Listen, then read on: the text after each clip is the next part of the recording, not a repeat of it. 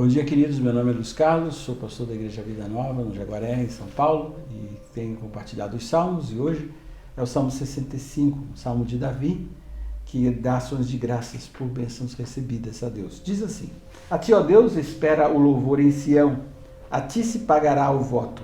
Ó tu que ouves as orações, a ti virá toda a carne. Prevalecem as iniquidades contra mim, mas tu perdoas as nossas transgressões.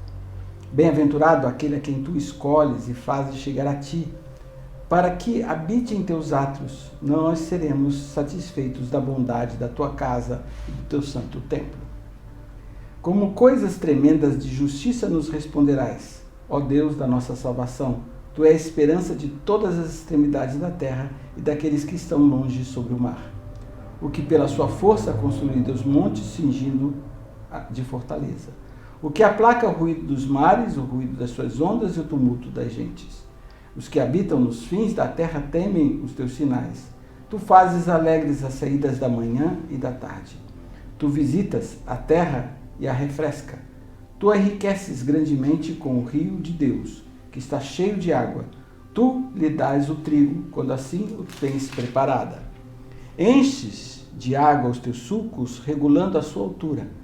Amolecia com muita chuva, abençoa as tuas novidades. Coroas o ano da tua bondade e as veredas destilam gordura. Destilam sobre os pastos os desertos e os outeiros cingem-se de alegria. Os campos cobrem-se de rebanhos e os vales vestem-se de trigo, por isso eles se regozijam e cantam.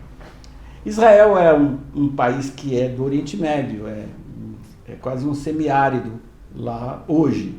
No passado isso não era assim. A Bíblia fala que o Éden era naquela região e havia um rio tão caudaloso lá que se dividia em 4 braços. Isso hoje não existe na Palestina e em poucos lugares isso acontece.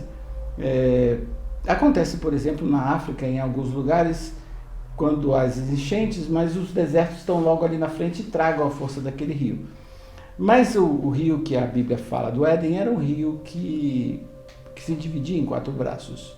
Não existe mais isso na Palestina, no dia de hoje. As circunstâncias climáticas mudaram. Lá virou um deserto, um semiárido, melhor dizendo, como toda a região. Mas Israel estava cercado de dois povos com rios poderosos. O norte, a Síria, com o Eufrates, e no sul, o Egito com o Nilo.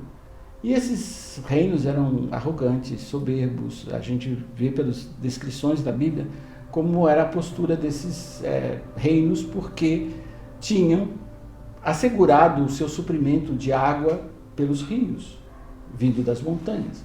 Mas Israel não era assim. Deus disse assim: você escolheu a minha excelência a terra, como é que pode ser uma excelente terra se não tem água? Eles precisavam de chuva todos os anos para terem os campos, como o texto diz, os campos verdes, o deserto florescido, os animais felizes porque a comida era farta. E ele precisava de chuva. E aqui diz: olha, quem confia em Deus, a chuva vai vir. Quase sempre as secas em Israel era por causa do pecado. E Elias profetizou durante 3 anos e meio sem uma gota d'água. Isso era um desastre, era o caos. Isso no Egito, na Síria, não eram problemas, por causa da água.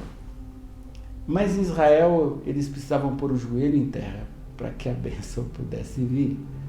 E essa é a diferença. Deus diz assim: eu vou levar vocês para uma terra excelente, mas não é uma terra onde você vai plantar com o pé o seu pé, diz assim o texto, né? Por quê? Porque no Egito era assim, você empurrava as escotilhas de água e lá corria água para plantar, para poder fazer a terra regar. Israel não era tão excelente em terra como o Egito, nem tinha tanta água, mas a grande diferença entre os dois Israel é porque eles tinham o Deus verdadeiro. E é isso que o Salmo reflete. Quer dizer, a minha mesa vai ter abundância, meus animais serão alimentados, minha colheita será esplêndida, porque você, Deus, você é aquele em quem eu confio. É você que vai dar o melhor para nós. Ele diz isso, né? Ó ti, ó Deus, espera o louvor em Sião, a ti se pagará o voto. E eu vou pagar o voto a você, por quê? Porque você, os nossos campos cobrem-se de rebanho, os vales vestem-se de trigo, por isso eles se regozijam e cantam. E essa era a confiança que a mesa farta da sua casa, do seu povo, dependia de quanto eles olhavam para o alto. Não para o horizonte, mas para o alto, para confiar em Deus. E é isso que Deus te convida a fazer nesse dia.